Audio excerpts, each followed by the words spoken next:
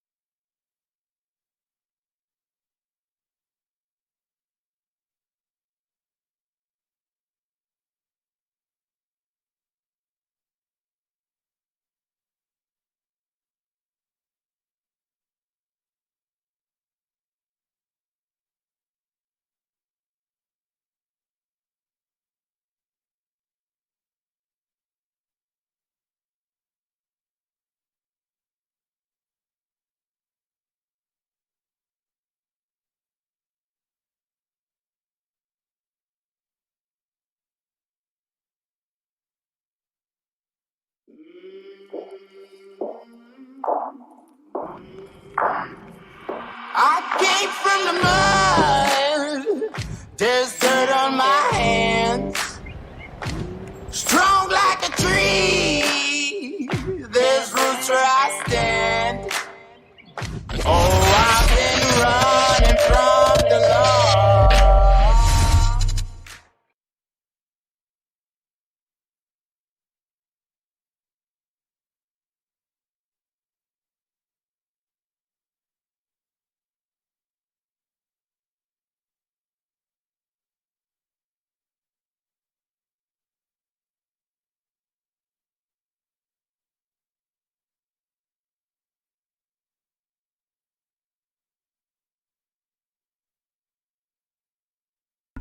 Oh, I'm sorry, guys. Hey, I had my microphone muted. I apologize about that.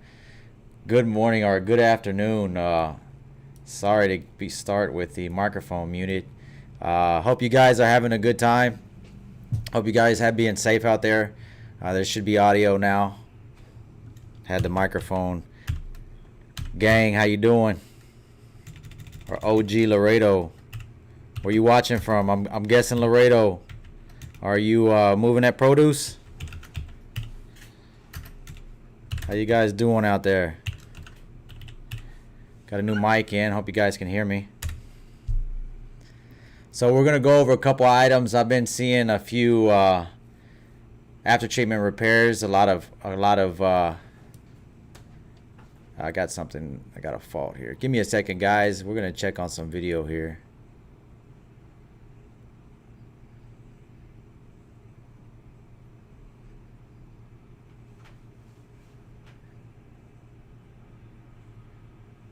Hope you guys, can you guys hear me all right? Is there a lot of lag? How you guys viewing me right now? How are you guys viewing me right now? I got a notification about lag, that there could be lagginess. I'm not sure if you guys noticed that.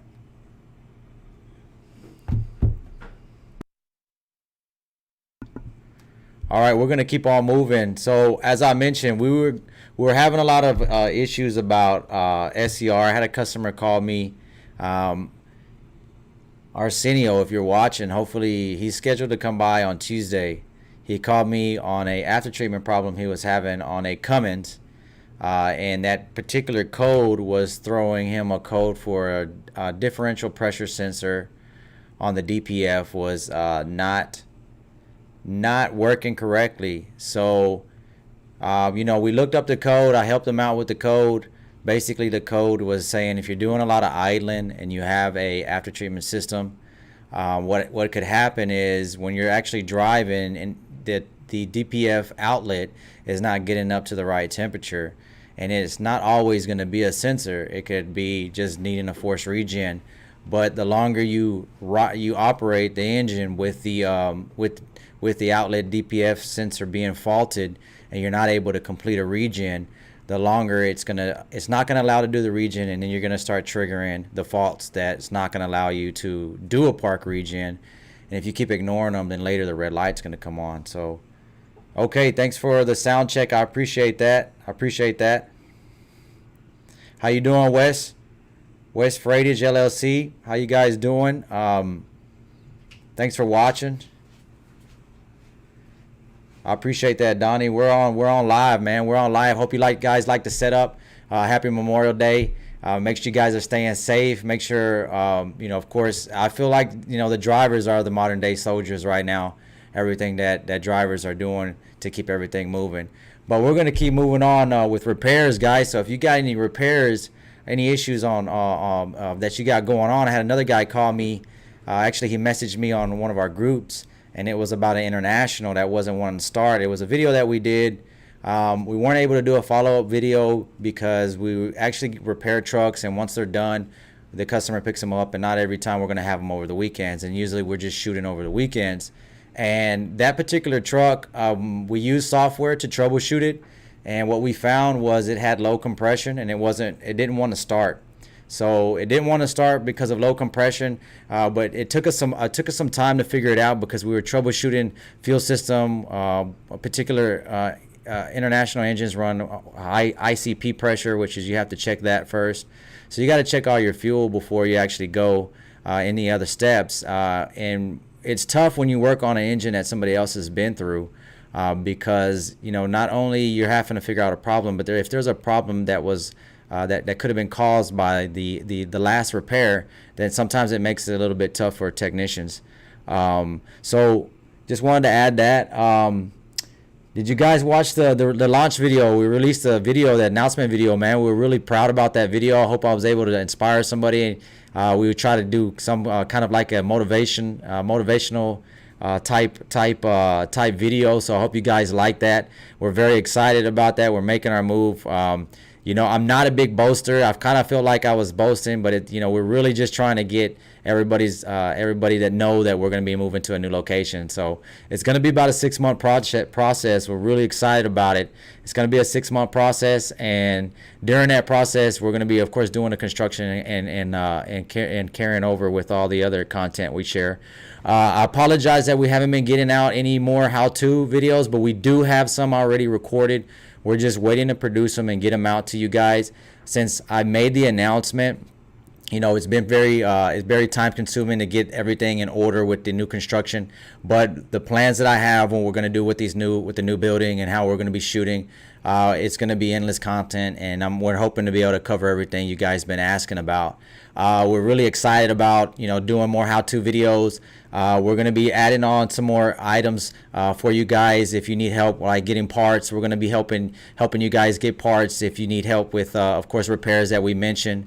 If you got any problems with your after treatment system, holler at me, man. I've been getting a lot of calls about after treatment systems, and I know that it's not that easy to get these things eliminated. There's places that are actually offering that, but the EPA is being really tough on this. So this is probably something you're going to have to stay with when I'm talking about after treatment systems. So dealing with a shop that's got a lot of experience with those systems is going to save you some money, guys. So make sure you're dealing with somebody that knows what they're doing when it comes to after treatment systems.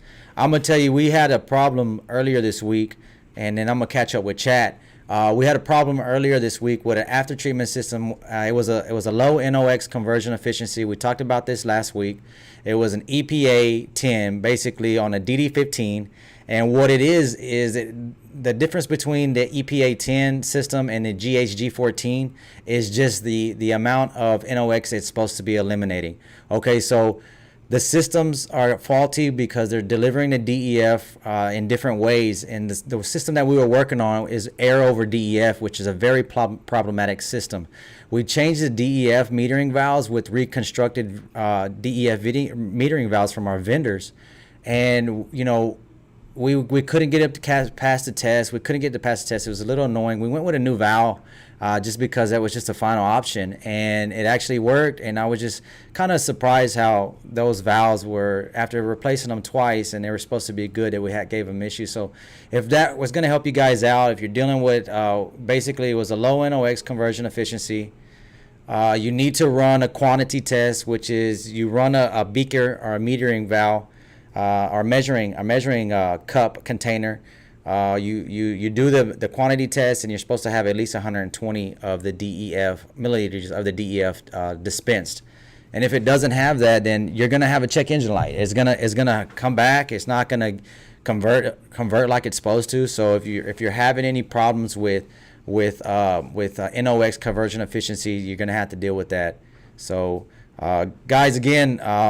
Happy Memorial Day. I know tomorrow's Memorial Day, but we have the flag up. Hope you guys like it. I did serve in the military. Let's see if I can get down to some questions here. Thanks for the video. I'm really motivated. Man, I really appreciate that. You know, that's kind of the theme we were going for. You know, it takes a lot of hard work to get stuff. You know, a lot of stuff is not easy. You know, if it was easy, everybody would be doing it. You know, always trying to strive to be better. You know, it's very, very important. It says, yes, sir, I'm getting a warning light for my Delta pressure sensor. Okay, thank you for the question. Here we go. I'm getting a warning light for my Delta pressure sensor and a low air message on my transmission. Okay, 2014 DD15. Okay, so you got two problems here. You're saying the light's on because of your Delta pressure sensor. Now, is it the Delta pressure sensor is going to be off your EGR valve? Is that the one you're asking about? How many miles are on the truck? What I see a lot with these engines, like say around 500,000 miles. If you're idling a lot, what's going to happen is these sensors are going to get clogged up with soot. You're going to have your differential pressure sensor for your EGR, your differential pressure sensor for your after treatment, you know, your DPF filter. These sensors can get clogged up. You want to make sure they are clean. Even the intake sensors are going to get clogged up with soot. So making sure that those are clean, you know, and doing a regen, reading the parameters is going to be important too. I know most of you guys try to get a lot of this stuff done on your own, and it's great. But sometimes you're going to need, you know, you're going to need a laptop to look at these parameters when you're doing regens. You want to see how your pressure is working. I mentioned this before in some of my other videos. Is your turbo, your EGR valve. All those are controlling each other, are controlling to lower the output or control the output of NOx. So if those aren't working correctly, you're either gonna create more NOx or less NOx. More than likely, it's gonna be more NOx, and you're gonna end up having faults. Do you think it could be a wiring harness problem? Okay, if we're talking about the Delta pressure sensor, if you can give me a description of it, that would help. Because the description is, if you have a fault code, I can look it up right now for you. And I got a share screen here, and I can look it up for you if you have the fault code. Donnie, if you're still on, yeah, he's still on. Yeah, send me the fault code. I can look it up right now. I'll do a share screen. I'll let you know what it is. If you're asking if it's the wiring harness, the way you can tell if you're having a faulty wiring harness or faulty issue is if there's description in the code. Okay, usually if you're going to have a parameter issue or the sensor's working correctly, it can say something like data valid but incorrect, data valid or above normal or below normal. But if it's a wiring issue, it's going to have a different description. It's going to have a description of open circuit, shorted circuit, any kind of indication of a circuit being open, grounded, any short. It's going to have that type of description. So that should help you troubleshoot when if it is going to be electrical or not. Okay, so Hey guys, make sure to let me know where you're watching from. I appreciate all your feedback. Thanks for jumping on. Let me see what else. You have a low air message on your transmission. Okay, so I'm guessing this is an automatic, 2014. So it's probably a D. It's probably a D. It's going to be a Detroit transmission, of course. I want to say D12. It's probably going to be a D12 transmission. Okay, same thing. First, you want to look for audible leaks on this one. And when I say same thing, I mean if you're going to be repairing this on your own, look for audible leaks. If you can hear audible leaks, try to trace it down with some, soap and water, a water bottle with soap and water. Get under there, make sure your truck is parked in a safe area. Make sure you guys are being safe. Use a water bottle with soap and water to chase that air fitting down that's leaking. Sometimes they're going to be in tight areas, maybe on top of the transmission where it feeds into the transmission. Or you can get lucky where it's actually the line coming off the tank going to the transmission. Could be a fitting there, or maybe some chafing going on a air hose. So basically, just from that description you're telling me, it's saying you got a low air message. Make sure you get that enough air pressure going to that automatic transmission. It's really important that these transmissions have enough air so that they can engage the way that they're supposed to engage. So it's very important to use air pressure. So make sure you get that going. You don't want to cause any other damage. So hopefully that helps. If you can send me the code, I'll be more than happy to look it up for you guys. Donnie, thanks again for that question. Guys, if you got any more questions, let me know. Shoot some questions at me if you got a problem that you've been chasing and you can't find it. I had a guy shout out to us on the group, and I said this earlier about International, and I'm hoping he's supposed to give me some screenshots so I can help him out on that. All right. Hola a todos, saludas. Gracias. Bien domingo. Thank you. Thank you very much for watching. What do you do with old? What do I do with old tires? Okay. All right. Well, one thing you don't want to do is throw them on the side of the road. All right, because that's a big mess. Check with your local tire shops. Check with your local truck shops. If they're gonna take your used tire, just drop it off to them. More than likely, it's gonna be like $5. We pay money to get rid of the tires as well. Usually, it's about $5 a tire. We're not trying to make any money off of whatever we transfer, but if you have a lot of tires, then you're probably going to look for a scrap warehouse. Usually they charge you by the pound. That might be a little cheaper, but most of the time your tire shop can take those tires off you. And yeah, don't leave them on the side of the road, guys. That's just bad view for everybody. It looks bad for everybody. We've already trying to get a better picture. Truckers are trying to get a better image out there. There's a lot of negativity about drivers, and I don't like it. So just, guys, make sure to know that you guys, be safe and make sure everybody's watching, guys. Everybody's watching drivers. So, okay, let me see what else. From California, thanks for your channel. I appreciate it. Okay, Paul, I'm glad I'm able to help you. That's very helpful for me. That makes me feel nice that I'm able to help you guys. My question: if I have a truck, can't perform a park regen, and it's that indication that the DPF system is clogged. Okay, so if the DPF system is showing that it's clogged and it's not wanting to do a park regen, more than likely, what I would do is make sure your delta or your differential pressure sensor that's on your after treatment filter, your DPF filter, is not clogged. Or there's different styles. Let me see if you didn't give me a model number or a type of truck. But all the systems are going to have a differential pressure sensor, whatever system we're talking about. Now, that differential pressure sensor, I've explained this before, where it's going to test the pressure going in and test your pressure coming out. And it's going to take the difference between those two pressure readings. Now, that's how the ECM or the computer is able to tell if that filter is clogged up or not. Now, if it's not letting you do a regen, then more than likely it's saying that you have too much pressure, because there's a limit there. If it gets above 2 psi, meaning if you have more than 2 psi difference on the face of that filter, it can cause too much back pressure to your turbo and cause engine damage. So what it's going to do is going to keep the truck shut off. What we do is make sure that your tubes aren't clogged up and the hoses aren't loose or leaking. And the hoses that I'm talking about is you're going to have tubing that goes to the inlet side of the DPF filter, and you have another tubing going to the outlet. Now, these are just hollow tubes reading the pressures going into this differential pressure sensor. So that being said, make sure you're checking that out. Make sure you're checking make sure you're checking to see if it's not clogged and you're getting an accurate reading, because if you're not getting an accurate reading, then it could just be a loose hose or something. But if your hoses look fine, your sensor's not clogged, and you're trying to do a regen, it's possible that you're creating too much pressure. I don't know how long the truck has been sitting, but at that point, you probably would have to take filters apart and get them checked out. So I hope that helped you. I hope that helped you guys. Let me see who else we got. And thanks for watching all the way from California. You know, you don't have, I mean, out there in California, I know how strict they are with the after treatment system. So I'm hoping that helped you. If the system's already saying it's clogged and it's not giving you a regen, I know it's not going to be possible for you to make it out here to Texas.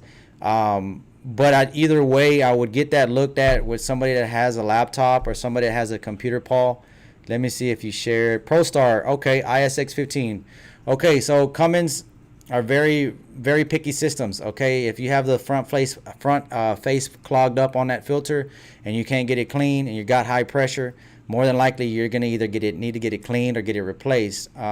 But you know, I'm just giving you worst case scenario. I would definitely need to look at it. I would definitely make sure whoever you're working on it is gonna have at least give me a second. Would have at least insight.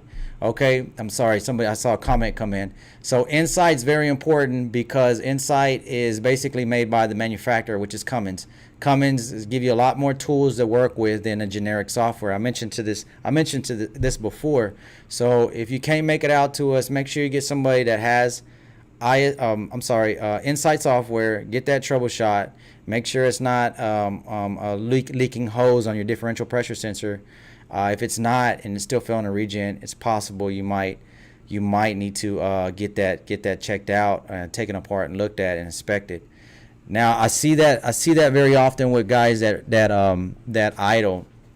So if you have a Thermo King or a tri-pack or anything like that, make sure you're using that. Make sure you're using that, because you're going to save yourself a lot of soot buildup. If you don't have one, then what I recommend is try to idle up the truck just a hair, so it's not at a dead idle, because at dead idle there is fuel that's not burning. So trying to get that fuel burnt all the way will avoid your buildup. The platforms like Cummins has done a lot, like they have done a lot when it comes to piston design to try to prevent carbon buildup. But it is there. Okay, so let me see. Let's move on to the next one. Okay, Paul, thanks for that comment. Watching all the way from California. I just got off that topic, so hopefully that helped you. Question: DD15 or D12? What's better? Okay, so DD15 is gonna be a larger engine compared to a D12. A D12 is gonna be I would have to look it up, but I want to say that's close to a 12 liter. And the DD15 is going to be close to a 15 liter. Now with that question, Kat, that would depend on the year model. If it's a newer DD15, I would like to go with a DD15. But if it's a 2000, when they first came out, then I probably would stay away from those. But I like DD15s, and I both like D12s. Right now, mostly D13s when it comes to a Volvo engine. But I guess with that one, I would go with a DD15. If you could give me some specs on it, like some mileage, history. If this is a question because you're looking to purchase a DD15 or a D12, I always mention to my viewers to make sure that you get as much maintenance history as possible. Okay, that's very important. Maintenance history is very important, because you don't want to get something that's been badly maintained and now it's your problem. And maintenance is not cheap. It's you're going to spend a lot of money. It's one of your highest operations when owning a truck.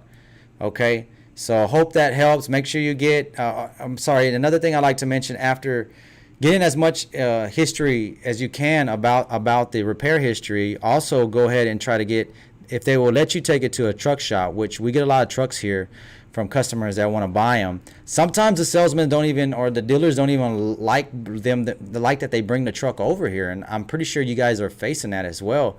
But if they're serious about a sale and they want to sell this truck, let you take it to a shop and get it looked at.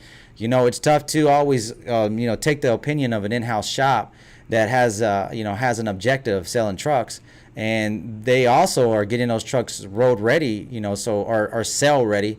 So, you know, sometimes, I'm not saying all of them, but some of them will do a good job of hiding some of the problems that you won't see right away until you actually get on the road and start using that truck. So keep that in mind. What's going on? Yes, it's an auto, Donnie. Yep, I figured that's an auto. Hopefully those, if you hear that audible leak, make sure you get that fixed. If you're close around the area, if it's going to be too much for you to drive out here, I'll be more than happy to help you. You know, having the right equipment is very important when you're trying, and saving time when you're trying to get these trucks back on the road. And Detroit has their own software when it comes to transmissions as well, and it's very useful. You know, it helps the technicians. It cuts down a lot of time. So thanks for that comment, guys. Make sure to let me know what you thought about the video we launched today. I know you guys made some comments about that. We're very proud about that video. You know, like I mentioned, I didn't want to boast about it. I didn't want it to make it seem like we're boasting, but we are moving locations in the next 6 to 7 months. And I just want to make sure the following knows where we're at. You know, I want to make sure they know where to find us, especially if you guys are coming down through Dallas. Okay, here we go.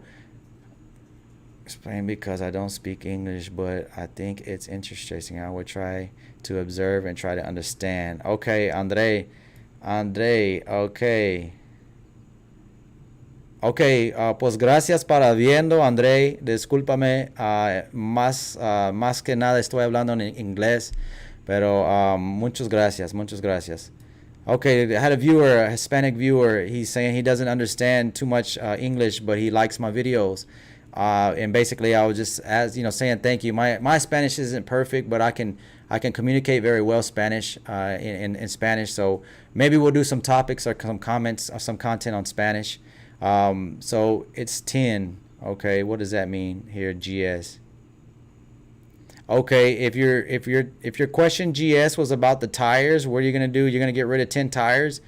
I mean, you're gonna have to pay each tire. I would go to your local tire shop wherever you're located. Where are you from? If there's a local tire shop, ask them how much they'll take the trash tires off you for. If not, ask them, hey, where are you guys taking your trash tires? Are you taking them to the scrapyard where the scrapyard can charge me $2.50 to $5 a tire? So when I say $2.50 has been a long time. I haven't dealt with scrap tires. Usually somebody comes and picks up our scrap tires and charges.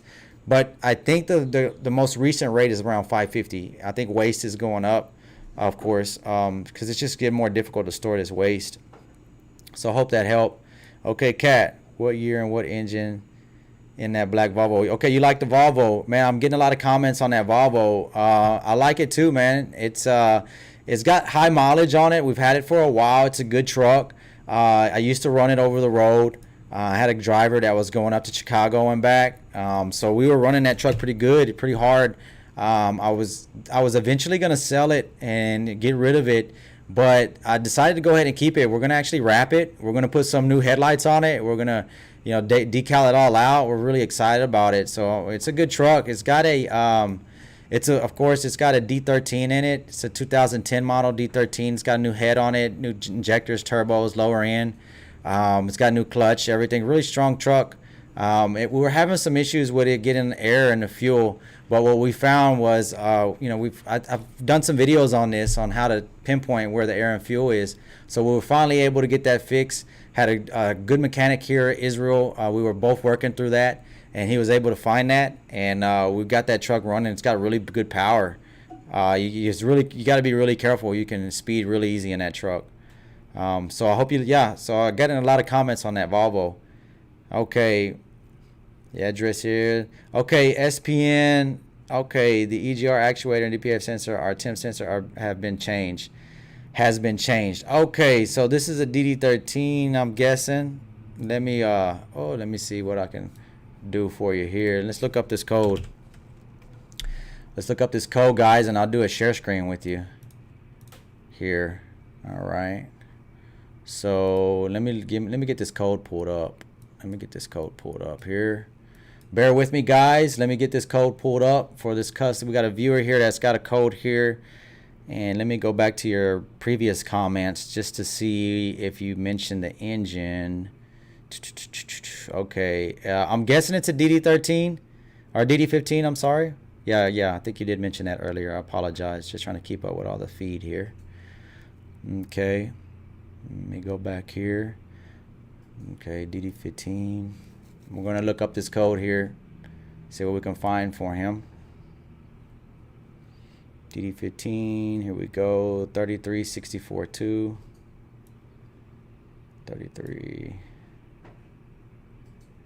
33642 EPA 07. Okay.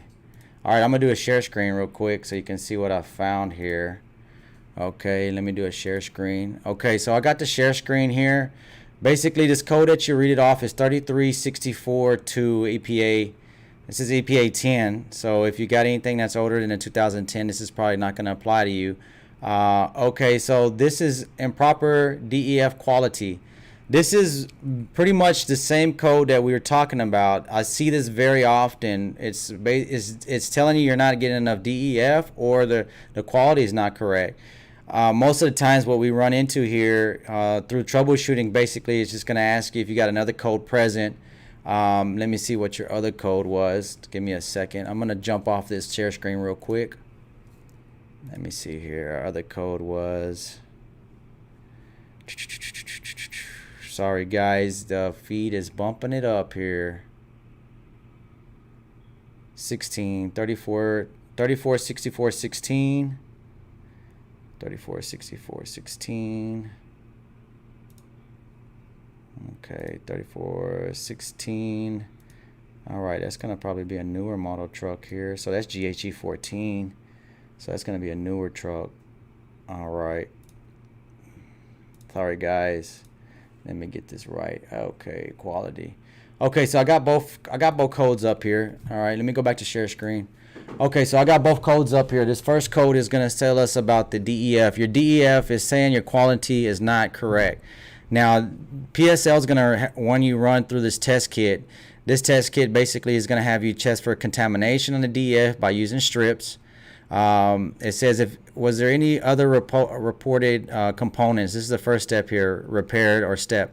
So did you have anything replaced yet or recently? You said you replaced the 2 sensors. So let's move on to this other code that you said is coming up as well. It's the 16. Okay, the fault intake pressure manifold is high when inspected while vehicles is regen.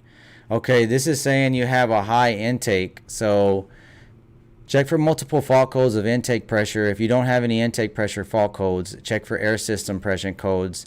If you don't see anything like that, okay, basically this is just checking settings, checking your software settings. Disconnect. Okay, this sounds like it could be an intake manifold pressure sensor. It's saying that it's reading it high. Sometimes what I've seen is, have you done any modifications to the truck at all? Let me go back to chat real quick. Catch back up to you guys.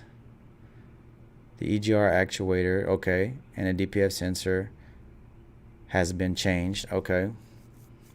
EGR actuator has been changed, DPF sensor has been changed.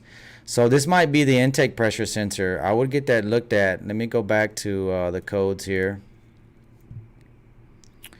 Let's see here, disconnect, inspect intake manifold pressure sensor. Okay, so let me go back to share screen right here.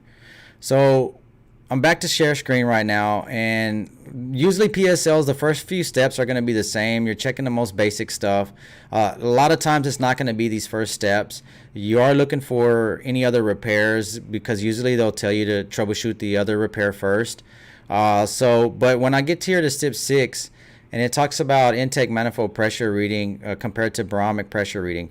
Barometric pressure reading is your outside temperature. Usually you need to be within 1.5 psi's of each other. You're not going to really see any problems there. Usually if you have a barometric air pressure sensor fault, it's going to be faulted out. Disconnect. This is the step that I was talking about. Okay, disconnect and inspect the intake manifold pressure sensor. So check that sensor out. When I talked about this earlier, we talked about how these sensors over time get clogged up with soot, and this is what's going to happen. You're going to get clogged up soot. You're going to get check engine lights. And if you get to technicians that not familiar with these engines, and the reason why I'm looking up these codes is because I like to read the description and see if both codes are kind of in line with each other, and it helps us better kind of direct the customer where to go. If he's having an intake pressure sensor reading fault, then and it's saying that it's high and it may be reading incorrectly, if there's no reason for it to be high.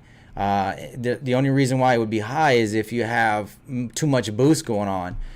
If you don't have any other related codes going on with the EGR or the turbo actuator, and you just have an intake fault, then it's possible you could have a faulty sensor. So check that out.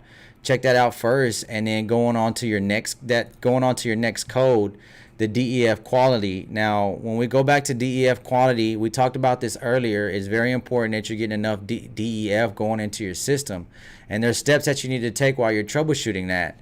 So keep that in mind. Let me see here. It's basically just having you check out the parameters and making sure that your DEF or your NOXs are reading correctly. Everything is reading correctly. If your NOx sensors are reading correctly, then you need to look at your delivery system to make sure you're delivering enough DEF, to make sure your DEF is not contaminated, or make sure your DEF is not leaking. It could be leaking and not getting up to the mixing chamber. Another item you need to look for is making sure you don't have any kind of buildup. A lot of times the DEF can build up right into the injection nozzle or the injection port of the mixing chamber, and you'll get that same fault code. So these are the steps you got to check whenever you want to get rid of or you have this code. So hopefully that helps. Guys. So what else I was going to mention about this DEF? Just make sure you're getting it checked out by a good shop, a shop that's familiar with it. Because you can spend a lot of money trying to get this system fixed. I just mentioned earlier that we did a DEF metering valve on the EPA 10, and we got a reconstructed valve thinking it was good. We had to replace it twice, and it was still acting up. It wasn't until we bought the new one where we were able to pass the test. So keep that in mind. Yours is a different style. That's going to be electric pump. Those are a little bit more durable. It's not the air over DEF. So I hope that helps for you. Hope that helps you out. Okay, Paul, no problem. I do have an APU. Okay, Paul. So make sure to use that APU. Make sure to use that APU. Save your idle time. These newer trucks, they don't really like a lot of idling. They can build up a lot of soot. You can start having problems with your soot. Your soot can build up on not only on your pistons. It can build up on EGR coolers. It can build up on EGR differential pressure sensors, intake sensors. You can have intake pressure sensor faults like he's having here. And so if you can use your APU, use your APU. Okay. All right. Here we go. Next question. Why is my truck leaning? It has a new spring passenger side second axle. No new bushings, U joints. Or U bolts. U bolts are tight. Do not have to replace the other side, or do you have to replace the other side? Is the differential housing bent? Okay, airbags go. Now GS is asking. He replaced a new spring. His truck is leaning. Is the truck leaning towards where the new spring is replaced? Okay, because if it is, and whoever replaced the spring, have you got an alignment? Sometimes spring shops or alignment shops will put shims under that spring to level that out. If that other spring is not collapsed and it's not damaged and you haven't wrecked the truck, and there's no really logical reason why it should be leaning besides wear. If the chassis has over 1 million miles on it, it's possible. You put a new spring on it, and I take that back. Sometimes it's not always just how old the chassis is. Sometimes you have to put that bushing or that shim up under that spring to kind of straighten that truck out. Now it depends if it's leaning on the side that you just replaced, and it's still leaning. Try that shim. If that doesn't help, I would like to look at it. Is it the cab leaning or is it the whole chassis leaning? Sometimes I see cab bushings going out as well. Cab bushings can be going out. Airbags bad on the cab bushing. Front cab bushings are bad, and that cab's going to be leaning to the side as well. So hopefully that helps. If you can give me some more information, hopefully. If you're asking about, let me see. I'm sorry, chat. I'm trying to keep up with you guys. Differential housing bent. If you're asking, okay, so is it the rear that's leaning? If a differential housing is bent, that's something major would have had to happen to bend a differential housing. I don't think I've seen that without it spilling oil everywhere. Give me some more info on that. 2010 DD15, 700 miles, Cat. Okay. We talked about mileage, 2010. Okay, DD15, 2010, that's 2009 is really when DD15 first started coming out. And I mentioned this to you guys before. Anytime a DD15 or anytime a new platform, either whoever it is, Detroit, Cummins, Caterpillar, whenever a manufacturer designs a new platform, the first 2 or 3 years, do not mess with them. Okay, they're trying to work out, their bugs. They can do as many tests as possible in the factories, but getting those trucks on the road and putting them out there is a whole lot different than just testing them in a shop. And I know that they've tested them, but I mean, guys out there on the road going over these mountains, over time, that really starts kind of really putting a test on these engines. So what I've seen, for example, DD15 no longer puts the auxiliary turbine behind the turbo anymore. That was a design that's supposed to use the exhaust pressure coming off the turbo to create more torque on the actual directly to the gear train or directly to the flywheel. And over time, the design really didn't work the way that they wanted it. I even saw Volvo try to launch it as well. They were trying to use that same design, and then now the earlier engines they just eliminated completely. They don't have them anymore. And I see that with VGT turbos too. Like, for example, the new DD15s has a separate actuator that's controlling a manual driven turbo. Where if you look at the other design turbos, like the Cummins has a turbo with the VGT mounted onto the actual turbo itself. Now, when you think about that, turbos get very, very hot. So when you have an electronic component trying to control this turbo, it's not an ideal condition for that particular motor. I mean, they even go as far as running coolant lines through these actuators just to keep these actuators cool. So that's just an example. So a 2010 with 700,000 miles, I would probably try to find something that's a little bit earlier, just because 2009, 2010 are pretty new platforms right there. They're still working out stuff with the after treatment system. That one's going to have an EPA 10, which has the air over DEF pump. Very problematic system. So keep that in mind. If you're something that you're already committed to, just make sure to get a technician with Detroit software and have them check that out for you. And hopefully that helps. Okay, the mileage is 55,340. Donnie, okay, let me go back to your question here. That's low mileage, okay? Are you missing a digit all there? This is really 55,340,000 miles. That's nearly a new truck. So these fault codes, EGR actuator, differential pressure sensor, have been already replaced. It's at 500,000. I want to say that's 500,000 because that's a pretty new truck. If that's a typo. Okay, so that's going back to those tests that you're going to have to run on your DEF system. Make sure the quality is there. Make sure the quantity is there. Make sure you don't have buildup. And make sure your NOx sensors are reading correctly before changing any parts, okay? Be careful. Don't go to a shop, and the shop's going to try to replace your whole DPF system or DEF system until it works right. That's going to be really expensive for you. So hopefully that helps. Put it OTR. Okay, what is GEOS? Okay. Now, I think you talked to me about this last time, didn't you, GS? OTR is a shop that did this, and you said it was incorrect. I'm thinking this is the same. GS, is this the same? You mentioned this last time. Where are you from? Can you bring it by? Can you so we can look at it? I'd like to. I got some heavy line guys in the shop that can look at this, and we can figure it out for you. We got some good guys that can do alignments. We can shim it up for you. Make sure that it's just done correct. Make sure they put the right part number. I think this was something that you mentioned. It was a repair that you did with them, and then later it was incorrect. Now we do everything possible to get this repairs done correctly whenever you come into our shop. Basically, we go off our core values, the same values that I learned when I was in the military. Integrity first, service before self, and excellence in all we do. And then I talk to my men about this weekly.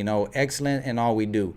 If it's going to take us longer to do the job, just so that we want to get it done right, sometimes it's unfortunately we just got to tell the customer, hey, it's going to take us a little bit longer. We want the things right. We want the repairs right.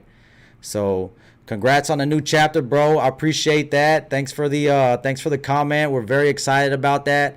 I hope you guys didn't take it as boasting. I'm not boasting. I just want to keep all my viewers intact. I want you guys to be able to find us if you're coming through Dallas and you need repairs, and all our existing customers here in the DFW area, and even all the customers that come in from out of state. We appreciate your guys' support. If you guys if you guys are viewing and you have a friend that might like my channel and be able to use this information, make sure to let them know. And if any of this information has helped you, please, if you want to donate to us, you can donate to us and support the channel. You can use Cash App, buy me a coffee, whatever you like. I'm just gonna put the Cash App here, Cash App TAT Express. If you don't have Cash App, just go to your app store, download Cash App, and you can send us a tip, or buy me a coffee or whatever. I'd appreciate it if any of this information has helped you. It's not needed, but it would help out the channel. Later, we're going to be releasing merch. We're going to be doing hats, t-shirts. We're just trying to find a good person that's going to give us some good quality hats, and just a good process to be able to get these hats over to you guys. So keep that in mind. Okay, thanks again for the congratulations on the next chapter. Okay, next question. Is 10W30 semi-synthetic good oil by itself, or should we add Lucas? Now, what engine are we talking about? If this is a D13 or any Volvos, you want to go with a 1030 Volvo brand. It's basically going to be a Mac oil, and it's the same thing with a Detroit. If you want to go 1030, you need to use Detroit brand. You don't want to go cheap out on your oil. Oil is very important on the engines, especially when we're dealing with newer engines. If you're doing a 1030 blend, you want to make sure you're doing it from the manufacturer's blend, because these blends are designed to cut down on soot. Okay, now if you try to go with any other kind of oils that aren't designed for the engine, I talk about this whenever the DD15s first came out. A lot of the old 60 series owners were using Mystic, which was thicker oil.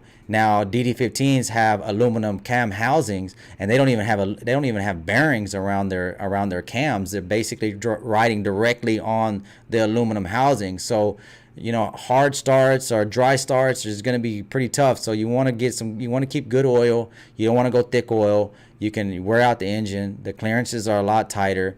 The engines are a lot different. So if you are going to go with 1030, as I mentioned, use your manufacturer brand. Stay within their intervals. Don't go past your intervals, even if somebody's going to sell you something else. If you own any engine out there, you can look online and get your owner's manual, and you can look at what oil they require or what oil they recommend, and what your intervals. Most of the time, guys, you're going to be severe duty. Okay, it might not seem like you're severe duty, but if you idle a lot and you're doing some driving, that's considered severe duty. So I would always do severe duty. Don't do light duty. There's going to be like 3 different options that usually intervals will give you, different ways that you're going to follow, what intervals to follow with your way that you're actually using the engine. But if you're on the road and you're doing high idle, that's severe duty. So guys, I'm really enjoying this, being live with you guys. Hopefully I'm able to help you guys. Hopefully I'm getting some good information over to you guys. I'm going to keep on moving along, try to get through all this. Okay. Andrei, mándame su información. También podamos ayudarte si estás buscando trabajo. Ok. Mándame su información. Aquí está mi correo electrónico. Y allí podamos hablar más. Ok. Gracias. Okay, moving right along. Customer was asking how can we help him find some information on wanting to learn about DD15. So I'm gonna send him some information there. Okay, I have a DTNA, but I can't get diagnostic link. Okay, why can't you get diagnostic link? Where are you from? Where are you calling, or where you're writing from? Sorry, where are you viewing from? And why can't you get this software? Shoot me an email. Maybe I can help you out. Chat, let me catch up to you guys. Wow, I didn't know there's this many chats coming in. I kind of paused the chat so that I can follow each one coming in, but I can see they're just piling up. Hold on, let me try to catch up to you guys. Okay, on a DD15 engine, if I just replace the bad part and go, will the truck delete the code itself? Depends on what code on the DD15. If it's an after treatment code and you've already went through your limit, so sometimes when you have an after treatment code, there's a timer on it, and if that, usually whenever you have a fault code comes up, let me go back to fault codes and how fault codes work. So usually when you have a fault code, the engine is programmed to have that fault happen at a certain amount of time or a certain period. So if it's like, for example, 3 times in 5 seconds, if that fault happens in 3 times in 5 seconds, then that's going to trigger the light. Okay, now if it's an after treatment fault like a sensor and it doesn't get replaced within the time that, or before it calls for a regen, then you might be in trouble where you're going to need software to get a force regen. If you're still within that time limit where it's not calling for a regen just yet, you find out if it's a bad sensor. Sometimes it's not a bad sensor. You want to check harnesses. You want to check connections. These are all good stuff you want to check for. You need to check continuity. You need to check return. You need to check voltage. Most of these sensors are going to run off of voltage, ground, and a return. Okay, so you want to check that circuit to make sure that nothing's wrong with from the plug to the plug to the ECM or the ACM. If there's nothing going on there, then yes, you would change the sensor, and the code should clear on its own. Then you can do a regen. But like I mentioned, if it's already calling for a regen and you've already passed that and you try to get that problem fixed, or sometimes in the case it's a wiring issue and you change the sensor thinking, hey, you know what, that was the problem, it was a bad sensor, but in reality it could have been a wiring problem, and it's tough because you really haven't canceled out the problem yet. That problem still could be there, and you may be trying to move on to another part of the problem where you're thinking the problem is something else when it could be a wiring issue. So if you don't have schematics, look up schematics on whatever code that you're having pop up. Let me see, DD15 engine, I just replaced. Okay, that's okay. Yeah, I just try to answer that question for you. Is it true that Lucas treatment was not good for DEF? Okay, so now if you're talking about DEF, now I haven't seen anything besides DEF be put into the DEF system, but if you have any kind of fuel additive that's going to cause more soot, then it's possible it's going to throw your SCR system off. There's not a lot of manufacturers that are suggesting you use additives. Cummins did come out in 2017 on an additive that they had, and I think it's Diesel Clean. I think it's called Diesel Clean. I haven't done enough research. Honestly, if I was you, I would probably just stay away from any kind of fuel additives for now. If you are having any problems, like if you added this fuel additive and now you have a check engine light and something's different, and you know your truck more than anybody, you're the one that's in it the most. That's what I tell these technicians all the time. If somebody comes in and somebody comes in and they want to get their truck repaired with you, listen to them. Listen to what they're saying.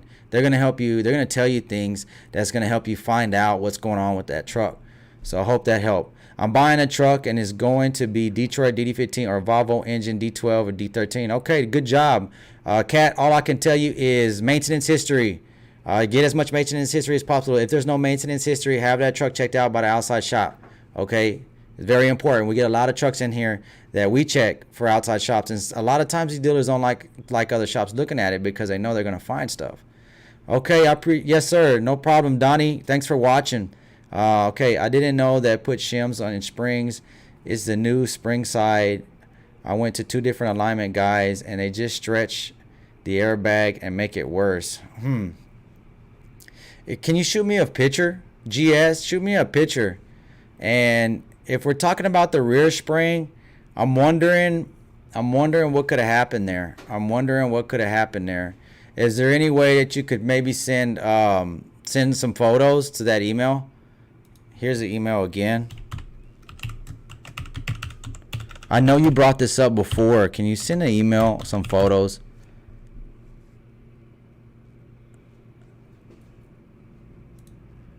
Send me an email with some photos. Let me see if I can help you out there, okay? All right, I appreciate that. And yeah, you know what? They do put shims out, but mostly in the front, the rear, I have to look. The shims are going to be just to straighten that axle out. But as for the height, I would like to see the truck. Why is it leaning there? Was there an accident? If you had an accident, Garage King supporter saying hello guys, how you doing? Thanks for tuning in, guys. I appreciate you guys watching, and we're pretty beat up today. Yesterday I celebrated my wife's birthday. We just released the announcement video, guys, so check that out if you haven't checked that out yet. We're very excited about that. We got some more content coming out this week. We're gonna do the NOx conversion efficiency low video on the DD15, and that's going to be an EPA 10, which is going to cover GHG14 as well. We're getting a lot of questions about that. We're going to probably do more detailed information about that. We got a compression test on a DD15 coming out this week as well. So we got 2 videos in the stream or in the mix ready to come out. I apologize we haven't released anything. As you saw, we did the announcement video. I've been very tied up getting this build going and also taking care of the customers here. Thanks for your guys' call. When you guys call me, I'm excited to help you guys out. I spent about an hour on the phone with Arsenio, and he's supposed to be by on Tuesday. I'm hoping he's watching, and I'm hoping he's going to be able to make it. So appreciate the support, guys. I really do. Let's move right along. So thanks for watching. Thanks for supporting. If you guys learn anything, you can hit us up on a Cash App. It's money sign TAT Express. Cash App can be very appreciated for any coffee or anything. We're going to have merch coming up pretty soon, so check that out. Happy Memorial Day. This is why we have the flag up here, guys. I'm not, I'm pretty patriotic. I'm ex-military, ex-Air Force. So that's where I was first kind of introduced into heavy duty. When I was moving ground radars around, we were in the deuce and a half. It was very interesting. I really missed those times. And when I was young, I was 18, 19 years old. I was really young. I kind of wish I would have enjoyed myself more. Okay, moving right along. Here we go. Let's keep on moving. Let me keep up with stream here. In a diesel trade. Okay, for someone starting out in a diesel trade, what is any advice for a newcomer? Okay, I have this question before, and man, just reading as much literature as possible, and understanding what you're working on, not just somebody showing you, oh, you know what, this is how you swap that part. Understand what that part does, understand why it's doing it, and understand why it failed so that it doesn't fail again. Taking your time, being professional, that's very important. There's some kind of I've seen some bad stereotype of diesel mechanics, and like you see our shop, you see our guys, we carry ourselves differently. We're professionals. We're happy about what we do. We take pride in our what we do. We're professionals, and that's what I would advise to you. If you like what you're doing, if you don't like working on diesels and you think it's a pain in the butt, don't do it. It's going to be a pain in the butt. It's going to be time consuming, and not a lot of people can do it, especially do it with a craftsmanship that people are going to look at it and be like, wow, that's some good work. So, that's what I could suggest to you. Take in as much as possible, read as much as possible about what you're working on, and get certifications. I'm ASC certified. I don't display it as much as I should, but I just retested last year to recertify. I'm still striving. I'm still striving for more. I still spend time through these manuals, as I shared with you guys earlier. Okay, 1030 double mobile Delvac semi-synthetic recommended by Freightliner. I wanted to know if I should add a gallon of Lucas to. I wouldn't, especially DD15s are very delicate engines. I mentioned this earlier. They're running aluminum housings. They got steel cams on aluminum housings. So that oil up there is going to be very important. If you make it thick at any time during that initial startup, you could cause maybe some low oil lubrication up top, and you want to avoid that. Okay, so hopefully that helps. Let me see, code 24F700 on a Volvo 2016. Any clue what could be wrong? It comes and goes. Okay, usually when codes come and go, that's an indication of either something happening under power, So I don't know if I can pull this code up. Let me see if I can pull this code up. Let me see here. If you go to your information terminal, are you able to pull up the code, like the actual code number? Because this code number that you're giving me here, let me see if I can get anything with it, and I'll do a share screen if I find anything here. Okay, I don't see that code. It looking 24F700. Let me type it in differently here. Guys, thanks for staying with me. Still got viewers on. Thank you very much. I am glad I'm able to help you guys out. Let me see here if I can find anything on this code that it was just sent to me. Give me the code readout. That doesn't look like the code readout. If you can give me some more information, KPS, give me some more information on that. I'd like to try to look that up for you. I can't pull anything up with that information there. So DD15 pre-DEF is going to be problematic. Yes, sir. Like I mentioned, those are the first platforms that were coming out. Problems that I see is mostly the after treatment system. You got oil leaks. I'm not saying every engine, okay? I'm not saying every engine. I'm just going by, I'll give you another example of a new platform. When ISX changed over to the ISX15, ISX15 changed over, they got rid of a cam. The original one had a dual overhead cam. This one has a single overhead cam. They went over with smart injectors, high pressure fuel system. A lot of the diesel engines are going over to high pressure fuel systems. The other ones I see still behind, and they're using they're amping up the pressure inside the actual injector system. But they don't have a common rail high pressure system as Volvo. Okay, so going back to Cummins, when Cummins first came out with the ISX, I've seen a lot of failed fuel pumps. It's a new system. It was a new high pressure system that they're adding onto their platform. They didn't completely change the platform like the 60 series over to the DD15, but it still had problems. They still had pumps coming out, pumps failing when they didn't need to. So anytime you have engines that are just within that new year that they just been released, and any big major changes, there are chances. Okay, I'm not gonna say always, but there are chances that you can have problems. If you got a good maintenance history on that, you may be good. I don't want to condemn DD15. I just wanted to let you know what we see through here. Okay. Thanks for our response. Was referring to fuel additives affecting DEF. Yes, sir, Kenneth. Back to that. The only effects that I could see affecting DEF or the SCR system is if it's creating too much nitrous oxide than what the engine is designed for. If the additive is, promoted or recommended or anything like that by a manufacturer, then I would say it's safe. But if it's somebody just showing a commercial and they're showing a lot of horsepower, saying they're gaining this, gaining that, I would just be careful with that. Be cautious. But if a manufacturer is recommending it, then you should be fine. The only things that I would see different if it was any kind of power performers or anything like that you could cause more nitrous oxide, which could end up causing more soot. And with these newer engines, they don't really like soot. You have clogged up filters, clogged up sensors, incorrect readings on DPF pressure sensors, EGR sensors, and the list goes on. Okay, where are you guys calling? Where are you guys viewing from? I'm finally catching up. We're probably gonna start ending this stream here pretty soon, guys. Thanks a lot for all your support. Thanks for you guys for watching. Any idea on a 2011 Freightliner Cascadia, high voltage, new alternator, new batteries? I still having a problem. Okay, if you're getting high voltage, now is this high voltage reading on your dash, or have you gauged it? Have you tested it with an external meter to see if you're actually pumping out high voltage? If you are pumping out high voltage, then it could be either the part. You'd have to isolate where the problem could be. Make sure all your cables are correct. Make sure nothing's grounded, chafing, anything like that. If you're not, if you get an actual volt reading or manual reading and it's not high, then it could just be the sensor circuit. So hopefully that helps.